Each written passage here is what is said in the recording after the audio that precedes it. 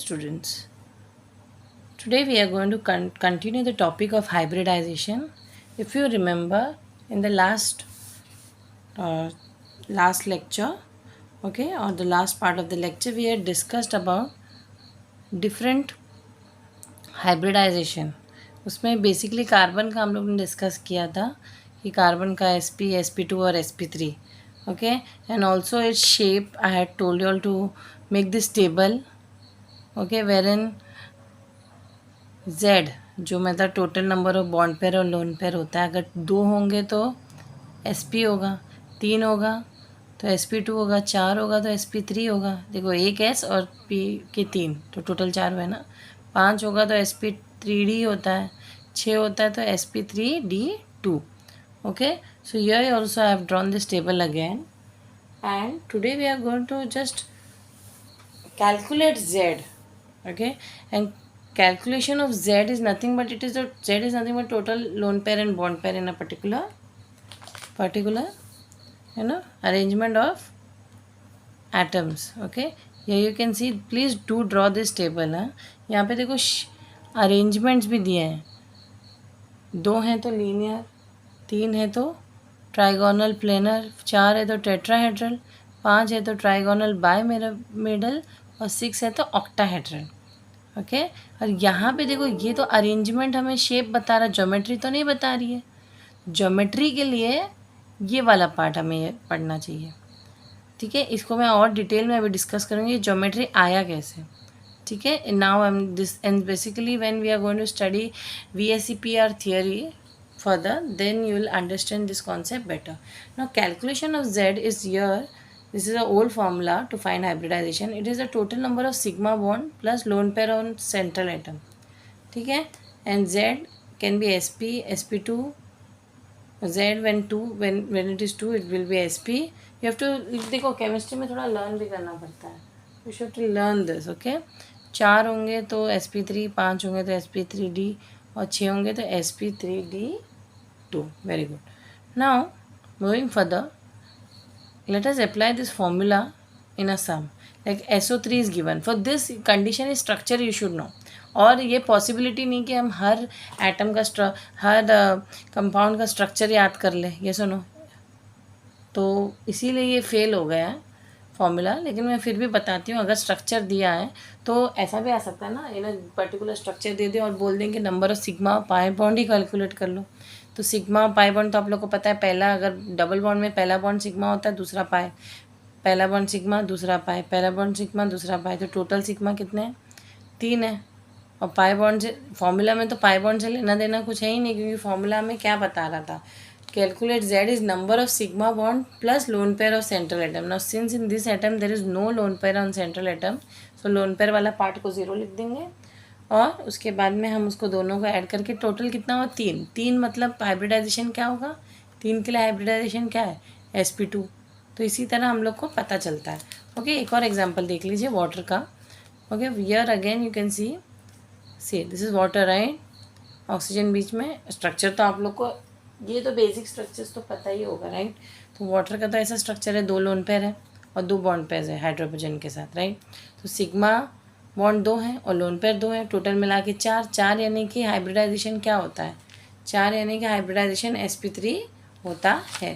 So in this format also you can find out, but then there is another and one basic चीज़ मैं जो बताना चाहती हूँ, शॉर्टकट जो कह सकते हो, ट्रिक कह दो, शॉर्टकट कह दो। कभी भी सिंगल बॉन्ड होगा वो सिग्मा होगा और उसका हाइब्रिडाइजेशन sp3 होगा, स्पेशली कार्बन वाली बात हो रही है यहाँ पे। कार्बन का हाइब्रिडाइजेशन sp3 होगा। डबल बॉन्ड में sp2 हाइब्रिडाइजेशन होता है, ट्रिपल बॉन्ड में sp3, और ट्रिपल में ऑफकोर्स एक सिग्मा और टू पाई बॉन्ड्स होते हैं, ठीक है। Now hybridization of all carbon atom in this particular compound कितना होगा, जैसे ये वाले कार्बन का सिंगल बॉन्ड है लेकिन ये वाला तो डबल बॉन्ड है, राइट, तो sp2 हुआ, डबल बॉन्ड sp2। ओके, ये वाला क्या है, sp हुआ, क्योंकि ट्रिपल बॉन्ड मैंने कहा sp होता है, राइट। तो इस तरीके से हम फाइंड आउट कर सकते हैं। Okay, now there is another trick which is a super trick.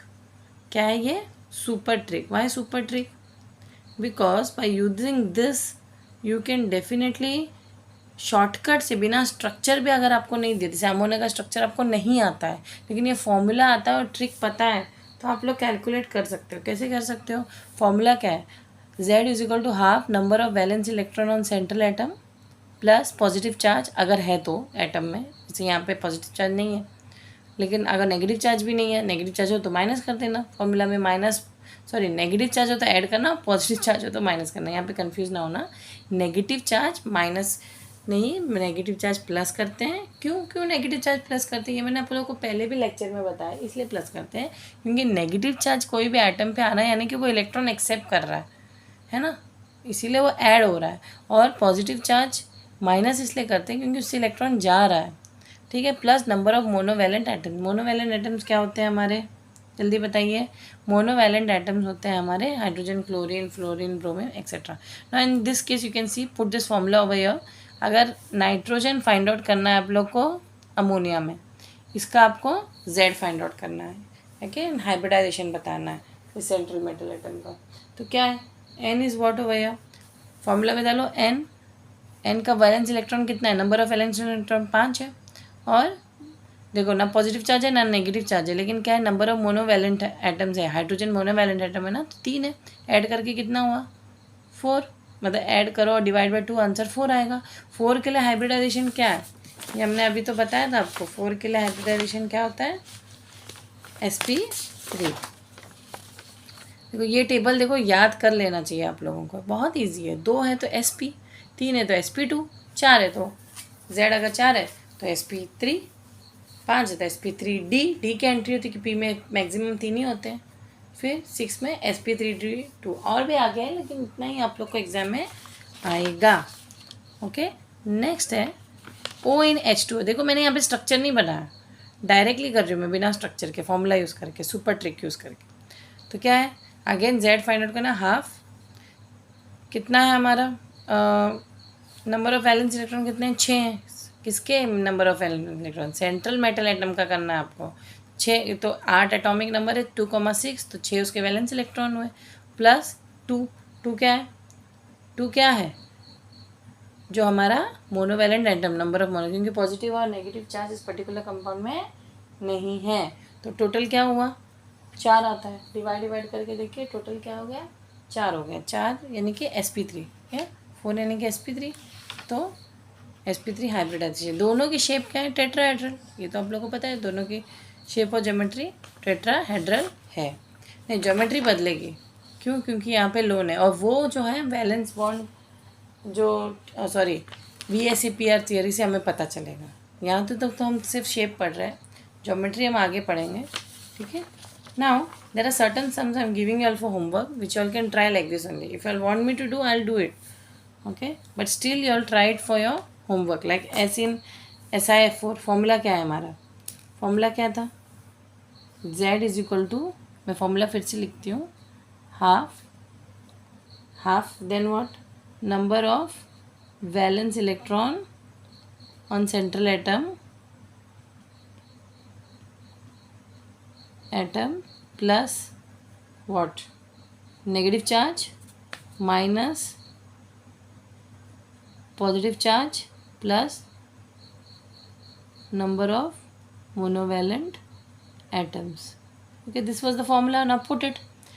ये S फाइंड आउट करना है SiF4 से, तो S का क्या एटॉमिक नंबर तो आप लोग को पता होना चाहिए सिलिकॉन का, और वैलेंस इलेक्ट्रॉन उसके 4 है, तो Z इज इक्वल टू क्या?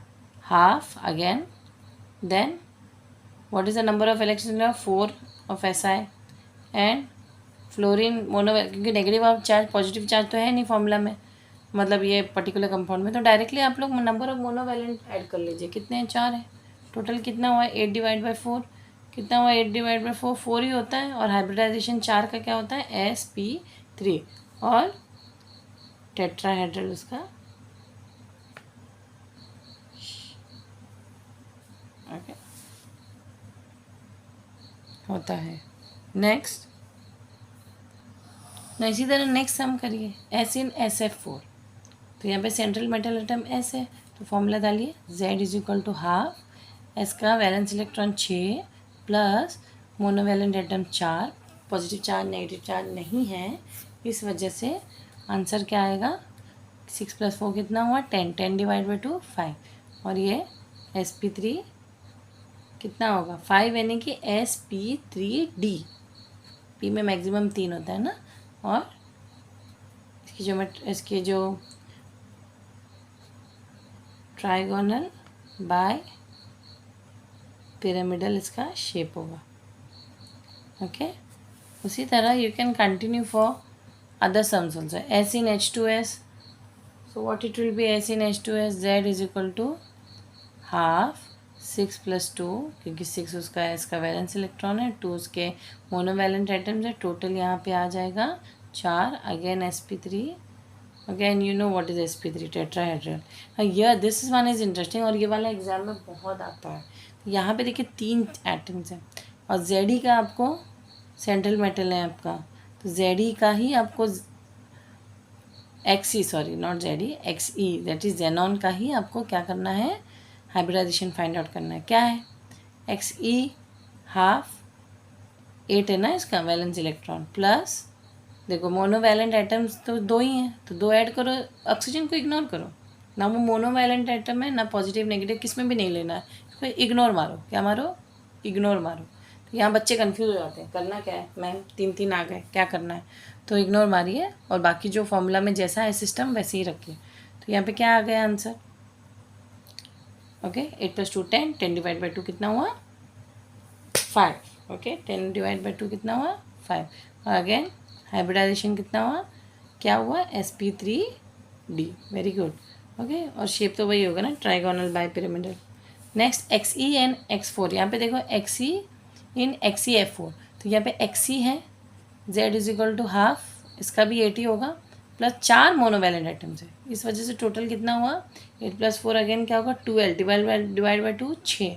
यहाँ पे देखिए हाइब्रिडाइजेशन बदल जाता है Xe का, यहाँ पे अलग है, यहाँ पे अलग है, यहीं पे देखिए कितना डिफरेंस आया, क्या हुआ sp3d2। ठीक है, अब देखो नेगेटिव चार्ज आया, यानी कि नेगेटिव चार्ज 2 माइनस आया है यहाँ पे, ये सम कैसे करेगा आप लोग, Z is equal to half, okay central metal atom का वैलेंस इलेक्ट्रॉन 6, प्लस ऑक्सीजन को कोई लेना देना है नहीं, तो डायरेक्टली प्लस, क्योंकि नेगेटिव चार्ज है इसलिए +2 करती हूँ, और टोटल कितना हुआ 4, और हाइब्रिडाइजेशन sp3, टोटल मतलब 6 + 2 8, 8 डिवाइड बाई 2 4। तो इस तरीके से आप लोग देखो sp3d2 कौन सा टाइप ऑफ शेप होता है, ऑक्टाहेड्रल, ये भी पता होना चाहिए।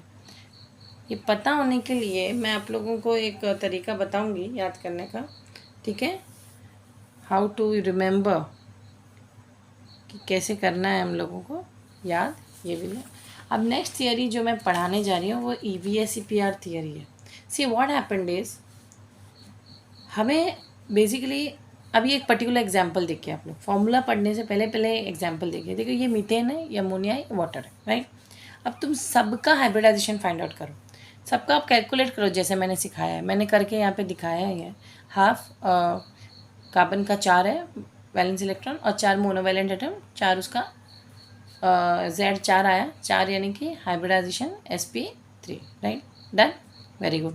तो अमोनिया का भी sp3 आ रहा है, H2O का भी sp3 आ रहा है, यानी कि तीनों के एटम सेम तरीके से अलाइंड है। नहीं क्यों, क्योंकि हमें पता है कि इनमें लोन पेयर्स भी हो सकते हैं, यानी कि जो ज्योमेट्री होती है वो हमारे, या arrangement of bond pair and lone pair हमें कैसे करना होता है ना, वो डिपेंड करता है कि बॉन्ड पेयर लोन पेयर कितने हैं।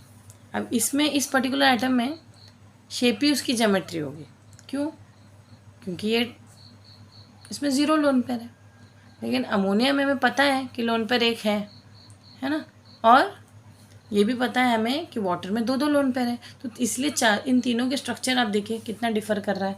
कार्बन का शेप तो टेट्राहेड्रल है ना, इसकी शेप देखो टेट्राहेड्रल नहीं है, इसकी ज्योमेट्री अलग है, नहीं, यानी कि यहाँ पे कार्बन में भले 4 हाइड्रोजन लगे हैं, लेकिन सबके बीच में एंगल 109 डिग्री 28 मिनट्स है।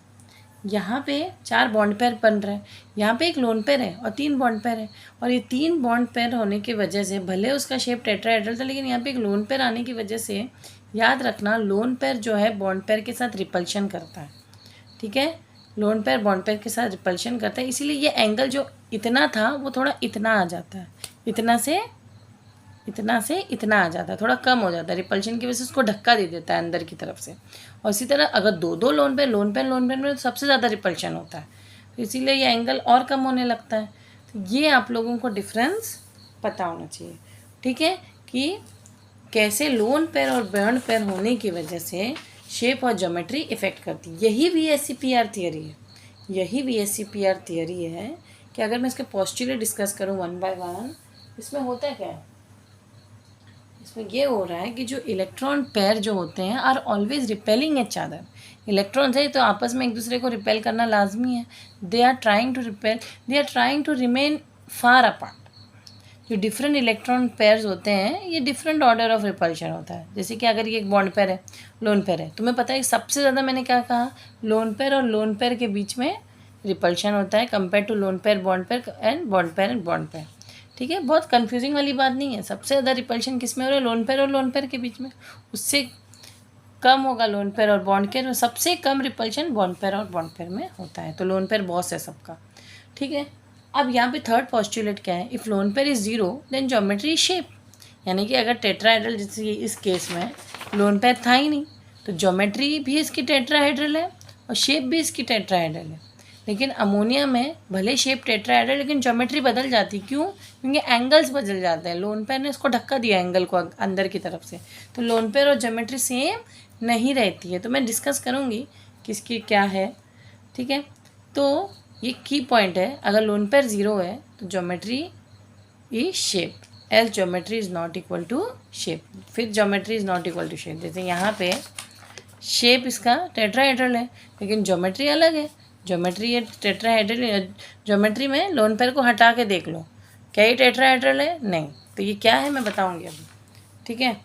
तो यहाँ पे देखो ज्योमेट्री दिया गया है and depends upon what, bond pair plus lone pair. Geometry always depends upon bond pair plus lone pair, ये याद रखना, ठीक है। तो यहाँ पे देखो अगर दो है, तुम्हारा Z दो है तो लीनियर है, ओके, लीनियर है। दोनों एटम्स ऐसे अरेंज करेंगे आप, A बीच में B भी अलग अलग। ट्राइगोनल प्लेनर कैसे होगा, A बीच में और बाकी एटम्स तीनों साइड में।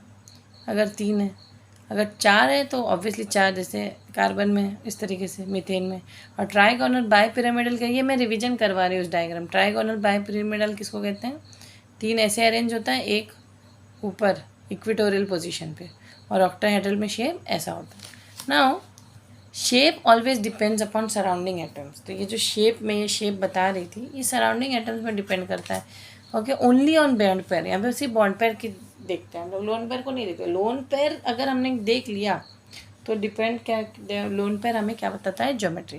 तो अगर मैंने शेप कहा ना नॉट इक्वल टू ज्योमेट्री, तो मतलब उसमें इफ लोन पेयर ज़ीरो है तो शेप इक्वल टू ज्योमेट्री, अगर लोन पेयर ज़ीरो नहीं है तो shape is not equal to geometry. Now ऐसे बहुत सारे एग्जाम्पल्स भी हैं मैं जो आपको बता सकती हूँ, okay, you can go through it. Before that this one table which you all have to draw again. तो यहाँ पे ये बेस्ड है लोन पेयर, मतलब मैं ज्योमेट्री और शेप दोनों बताऊँगी इस टेबल पे, बेस्ड ऑन द हाइब्रिडाइजेशन, ठीक है। तो दो है हाइब्रिडाइजेशन, तो बॉन्ड पेयर भी दो, अगर इन केस उसमें दोनों बॉन्ड पेयर है, ओके, Z दो है और दोनों बॉन्ड पेयर है। Z क्या बताता है, मैं bond pair plus lone pair. तो अगर दोनों बॉन्ड पेयर है तो ज्योमेट्री लीनियर होगी और शेप भी लीनियर होगा। क्यों? क्योंकि लोन पेयर ज़ीरो है। मैंने कहा ना लोन पेयर ज़ीरो हो तो ज्योमेट्री और शेप सही सेम रहते हैं। हाइब्रिडाइजेशन क्या होगा, जब Z दो होता है तो हाइब्रिडाइजेशन SP होता है। अगेन दो है Z, लेकिन यहाँ पे बॉन्ड पेयर एक है, लोन पेयर एक है, तो एक बॉन्ड पेयर बना दिया मैंने A और B के बीच में, एक लोन पेयर बना, ठीक है। तो यहाँ पे भी शेप कुछ, इसको क्या बोलूँगी मैं, लीनियर ही जैसे दिख रहा है, वैसे कोई शेप नहीं है। लेकिन हाँ, टू है तो हाइब्रिडाइजेशन तो SP होगा, दोनों का SP है, लेकिन दोनों का ज्योमेट्री और शेप उस पर्टिकुलर Z के ऊपर और उसके लोन पेयर और बॉन्ड पेयर पे डिपेंड करता है। अगेन अगर तीन है Z, ओके, और Z मतलब bond pair plus lone pair, उसमें से तीनों बॉन्ड पेयर है और ज़ीरो लोन पेयर है, तो कैसा होगा, इस तरह से शेप होगा। तीनों बॉन्ड पेयर है, बॉन्ड लगा लिया तीनों, 120 डिग्री ट्राइगोनल प्लेनर, और शेप उसी की तरह होगा। क्यों? क्योंकि लोन पेयर है नहीं और हाइब्रिडाइजेशन SP2। तो उसी तरह नेक्स्ट वाले का देखो 3 to 1, यानी कि 3 क्या है, Z भी बॉन्ड पेयर दो है और लोन पेयर एक है। अगेन बॉन्ड पेयर दो है ना और लोन पेयर एक है, तो यहाँ पे तो डिफ़र होगा एंगल के बीच में, ज्योमेट्री के बीच में डिफ़र होगा। क्यों? क्योंकि लोन पेयर और बॉन्ड पेयर में रिपल्शन ज़्यादा है कंपेयर टू बॉन्ड पेयर और बॉन्ड पेयर में, तो यहाँ पे जो एंगल होगा 120 डिग्री से ज़्यादा होगी। देखो वैसे तो अगर तीनों बॉन्ड पेयर है तो 120 120 और ये भी 120 ही होती है, सेम होता है, लेकिन यहाँ पे इन दोनों के बीच में एंगल 120 से ज़्यादा होगा क्योंकि रिपल्शन है ना, और ये अंदर की तरफ लेगा ना, तो इसका 120 एंगल से कम होगा, 120 डिग्री से कम होगा। तो लोन जब ज्योमेट्री देखो ना, तो ज्योमेट्री में हमेशा इस लोन पेयर को ढक दो। शेप कैसा आ रहा है? वी या बेंट या एंगुलर आ रहा है ना, और क्योंकि 3 उसका जेड है तो हाइब्रिडाइजेशन sp2 होता है। अब नेक्स्ट देखिए 3 अगेन, लेकिन यहाँ पे बॉन्ड पेयर 1 है, लोन पेयर 2 है। देखो बॉन्ड पेयर 1 है, लोन पेयर 2, यहाँ पे तो कोई शेप बन नहीं रहा है खास, है ना, तो sp2 हाइब्रिडाइजेशन है। अब नेक्स्ट 4 पे जाएंगे, z जब 4 हो, z जब 4 हो तो अब बॉन्ड पेयर 4 है और लोन पेयर 0 है, तो ऑब्वियसली जो शेप होगा टेट्राहेड्रल और ज्योमेट्री भी सेम ही होगी क्योंकि लोन पेयर 0 है। हाइब्रिडाइजेशन 4 का क्या है? sp3। ये सिर्फ ये कार्बन में होता है, मीथेन में स्पेशली, ठीक है। अब यहाँ पे देखिए अगेन, यहाँ पे क्या हो रहा है? यहाँ पे देखिए 4 है z, जबकि 2 बॉन्ड पेयर है, नहीं ये वाला देख लो पहले, 3 बॉन्ड पेयर 1 लोन पेयर, तो 3 बॉन्ड पेयर है, तो 3 बॉन्ड पेयर ऐसे लगा दिया मैंने, एक ये और एक लोन पेयर ऐसे लगा दिया। तो लोन पेयर और बॉन्ड पेयर में रिपल्शन ज़्यादा है, इसलिए यहाँ पे 10, यहाँ पे देखो चारों एंगल 109 डिग्री 28 मिनट्स है। ये आप लोगों को पता होना चाहिए टेट्राहेड्रल में एंगल्स कितने होते हैं, लेकिन यहाँ पे क्योंकि बॉन्ड पेयर और लोन पेयर में रिपल्शन है तो एंगल कम हो गया, इसीलिए ये थोड़े जो बॉन्ड पेयर वाले करीब हो जाए, तो इनके जो एंगल्स हैं 109 28 मिनट से कम होंगे, इनका जो है बॉन्ड पेयर और लोन पेयर के बीच में 109 डिग्री 28 मिनट से ज़्यादा होगा। लेकिन अगर चारों बॉन्ड पेयर होते हैं तो सेम एंगल होता है 109 degree 28 minute, 109 degree 28 minute, 109 degree 20। लेकिन क्योंकि यहाँ पे लोन पेयर की एंट्री हो गई तो इन दोनों के बीच का एंगल थोड़ा सा बढ़ गया। अब देखिए एंगल जो है बढ़ने घटने से शेप तो ज्योमेट्री बिगड़ जाती है।